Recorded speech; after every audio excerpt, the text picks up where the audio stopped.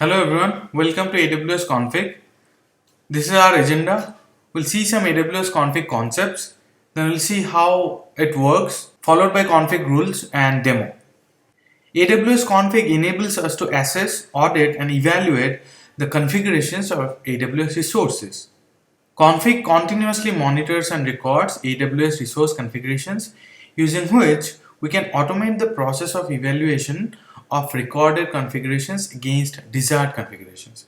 You all know what configurations are. When we launched an EC2 instance, we provided some configurations along with it.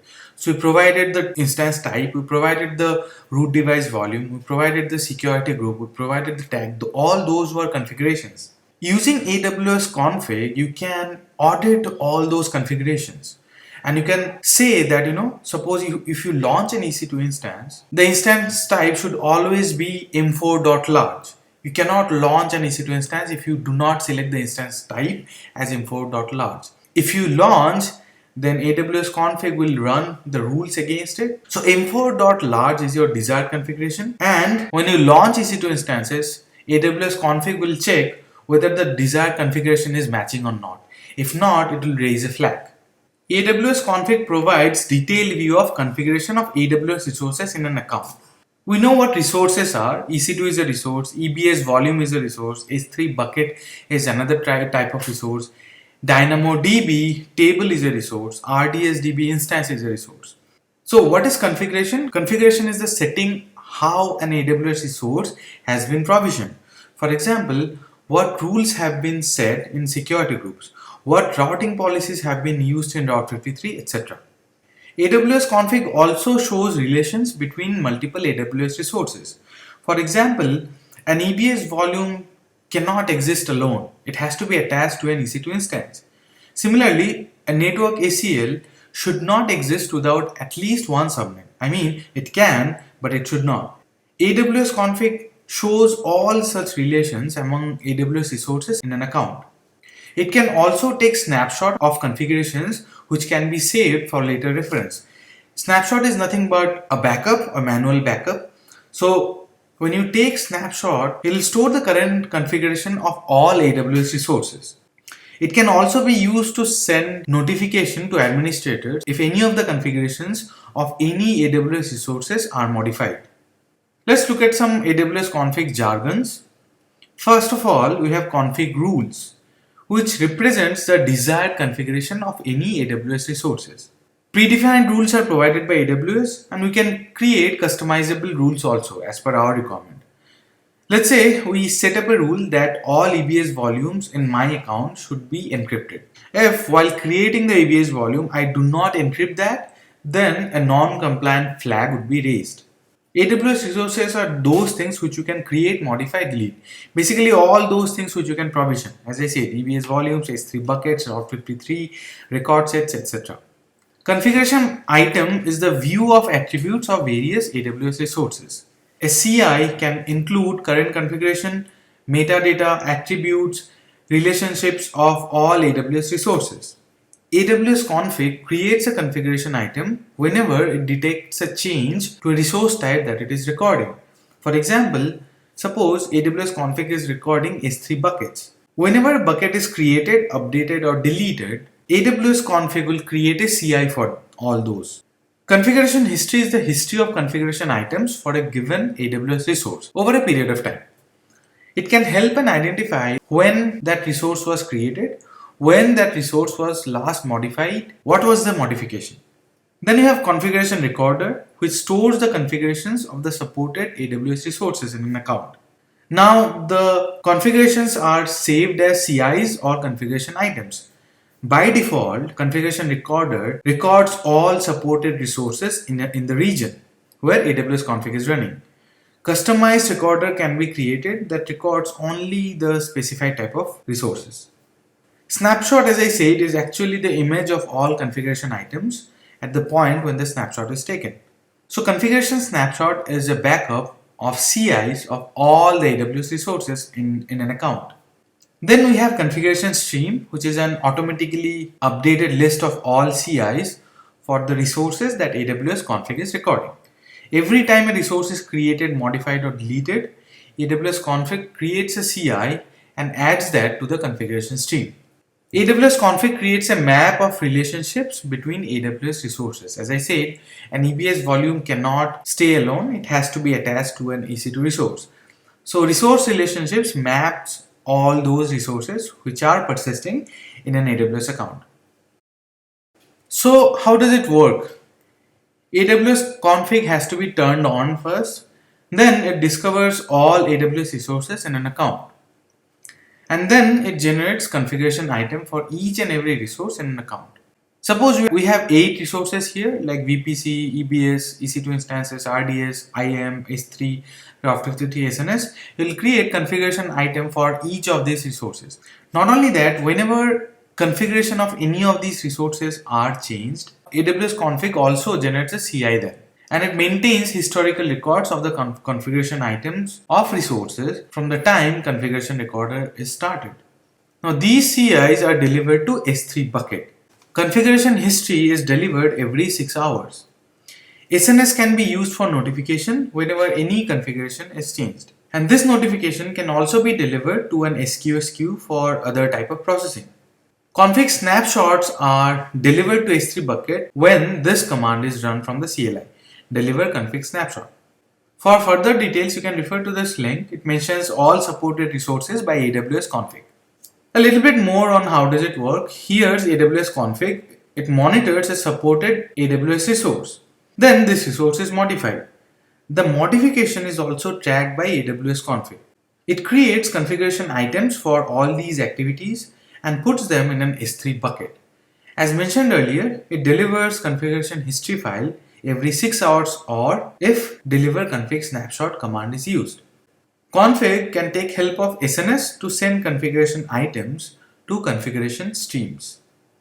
Config rules, it can be used to evaluate configuration settings of AWS resources in an account. Config rules represent the ideal configuration setting of a resource which you decide and which you customize. When a resource is created or modified, it is evaluated with the existing config rules. If the modifications match rules, then it is marked compliant, or else the resources are marked non-compliant. Let's see a demo now. It will be a very small demo. Currently in this account, in my AWS environment, I have 3 S3 buckets. I uploaded a few files in all of those buckets. Then I have 2 key pairs. I started multiple EC2 instances and terminated those. I have a VPC which we created for AWS Foundation. The name of the VPC is AWS Foundation VPC. We created multiple subnets, route tables, internet gateways, NACL security groups. We also created multiple IAM users, groups and roles. Now let's go ahead and see how AWS config would be helpful. Can we track all these changes which you have done so far in this account? To go to AWS config, from management tools, click on config. Now currently config is not started. This is the AWS config dashboard. You have 3 options: simple setup, customized rules and continuous compliance. Click on get started and then you have settings. It will take you to set up AWS config. First of all, it will ask you whether you want to record all resources supported in this region or only a specific type. If you unselect this, then you have to select only a specific type. What I'll do is I'll go ahead and select record all resources supported in this region. I'll also include global resources like Route 53 IAM resources. And then we can deliver all those things to an S3 bucket. We'll create a new bucket, we'll not use the existing one.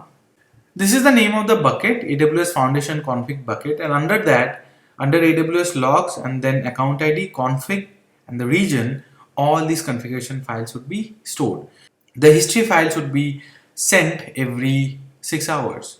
If we want, we can stream configuration changes and notifications to an SNS topic also.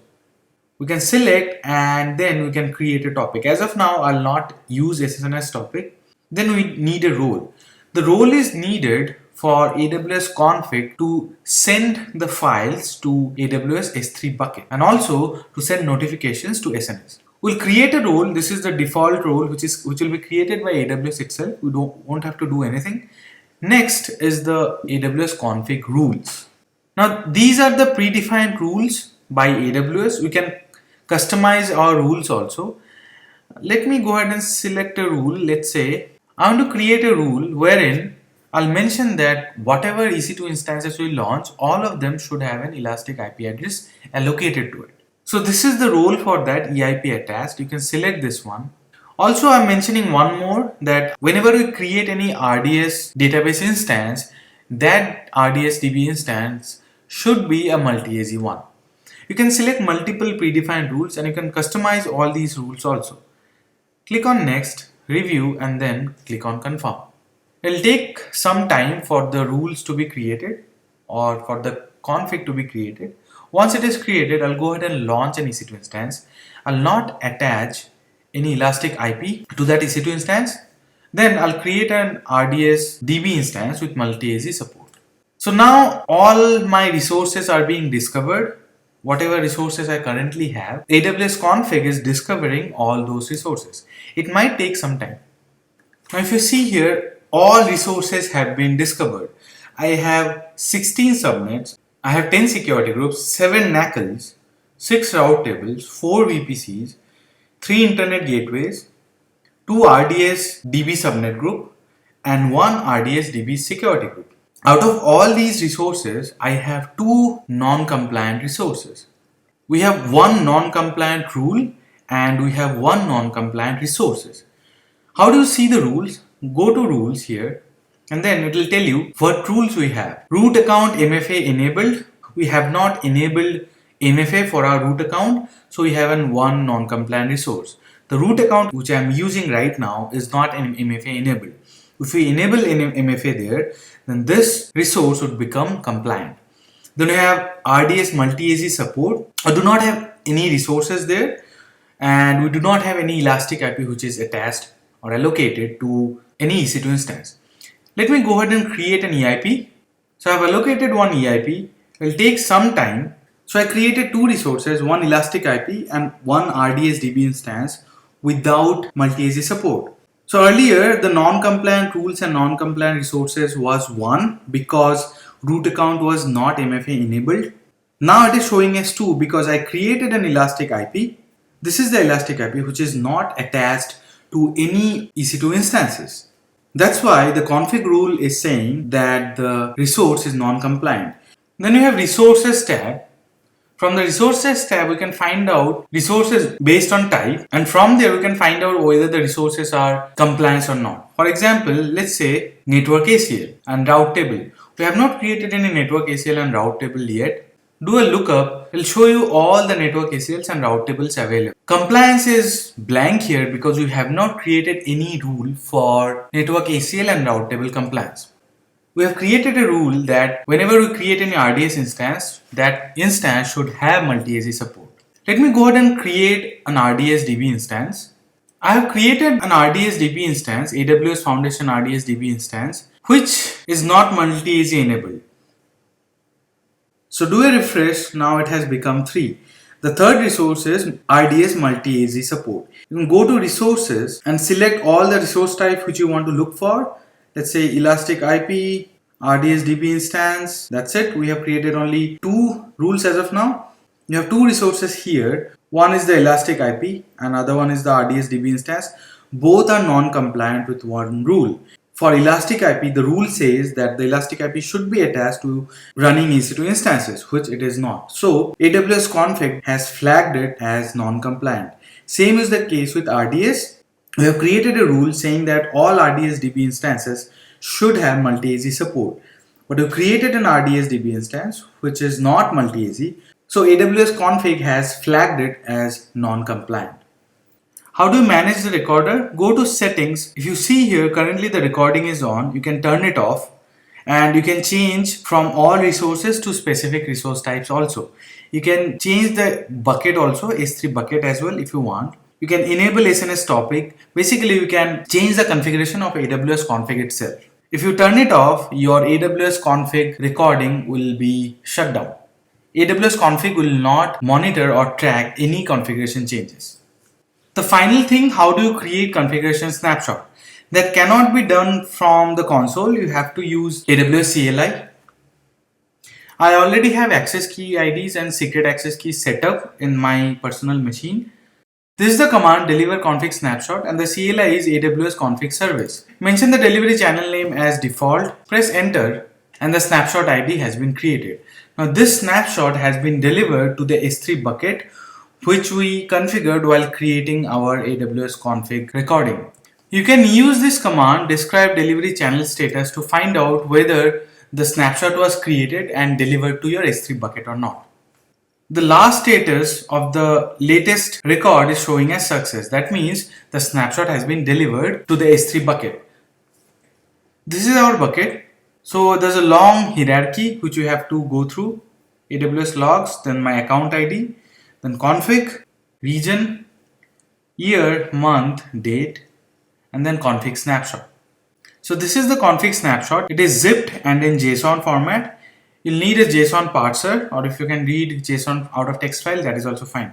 Configuration for all AWS resources in your account would be saved here. Then how do you see configuration history? Configuration history cannot be seen from the console. You have to use the CLI. This is the command get resource config history of CLI AWS config service, and then it will mention a resource type. There's syntax for this one also. You can refer to AWS CLI reference for config. It will give you the CI or configuration items of the resources which you are looking for. That's how AWS config works. It's a very useful service provided by AWS. By creating rules, you can enforce how your resources should be created in your account. There might be compliance reasons, there might be standard reasons, whatever the reasons may be, you can create rules. Also, you can see when a particular resource has been modified. You can then take snapshots and save them in S3 bucket for an unlimited period of time, and you can do analysis when a particular resource was modified during what time and what the modification was. That's all about AWS config. Thanks for watching.